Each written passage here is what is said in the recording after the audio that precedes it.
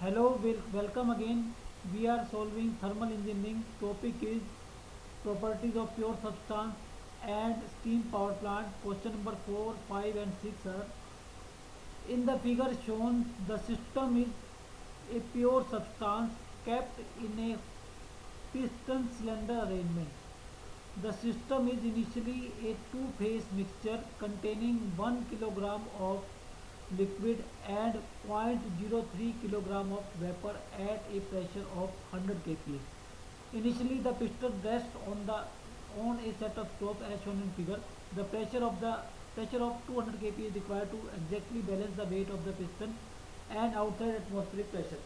Heat transfer takes place into the system until its volume increases by 50%. Heat transfer to the system occurs in such a manner that the piston when allowed to move does so it's a very slow process, and the process is quasi-static or quasi-equilibrium. The thermal reservoir from which heat is transferred to the system has a temperature of 400 degrees Celsius.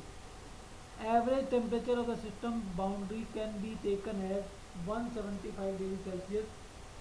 The heat transferred to the system is 1 kilojoule, during which its entropy increases by 10 joule per degree Kelvin. So this is your system stop and atmospheric pressure. This is gravity.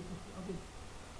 The specific volume of liquid Vf and vapor Vg phases as well as values of saturation temperature are given in the table below. So this is a table given corresponding to 100 and 200 kPa ratio. Okay.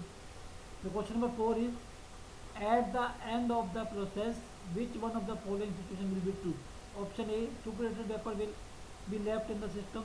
Option B, no vapor will be left in the system.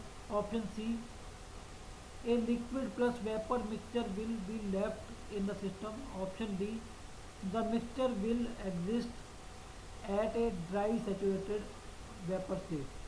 Question number 5, the work done by the system during the process is option A zero point 0.1 kilojoule, option B zero point 0.2 kilojoule, option C zero point 0.3 kilojoule and option D zero point 0.4 kilojoule.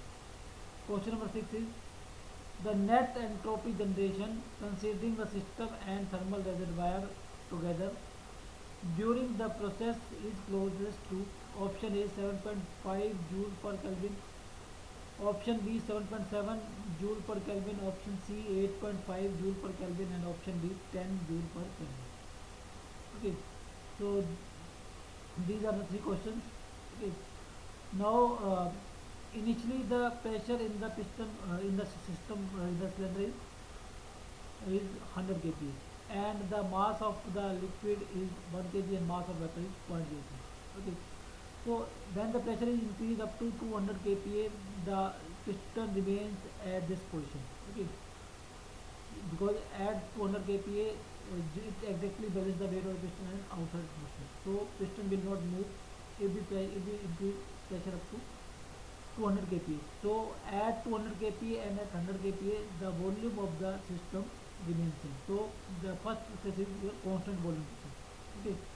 Now the mass of the liquid at 100 kPa, mass of the liquid is 1 kg and mass of vapor is 0.03 kg, and from the table given at 100 kPa Vf is 0.001 and Vd is 0.1. So Dyna's fraction is mv divided by mw plus mv. So Dyna's fraction is 0.029. Okay. Now at 200 kPa uh, the properties are, these are the properties. Okay, so at 200 kPa these are the properties. So Vf is 0.0015 and Vd is 0.002. Okay, now as volume remains constant, so this is your Vf and the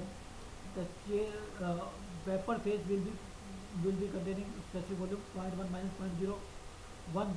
So that is the vapor volume, or we can say it is VFG, as Dyna's fraction is 0.00029. So it is multiplied by Dyna's fraction. So this is your volume of the volume specific volume at pressure 100 kPa and the specific volume at 200 kPa is also same. So this is your 0.0015. So dryness fraction is 0.0015. Okay, and again the vapor phase volume is given by this difference of these two, and suppose x2 will be the dryness fraction. Okay, then from this we get x2 as 4 point, equating the volume of the volume at 100 kPa and volume at specific volume at 200 kPa, we get x2 as 4.742. Okay, so x2 is more than 1, so it means the steam is not dry at 200 kPa, so it is in super state. Okay, so next question is work done by the system during the process. Now the heat is transferred to the system and its volume increases by 50%. Okay, and its volume increases by 50%. So the final volume is 1.5 V1. Okay, and the final volume is 1.5 V1.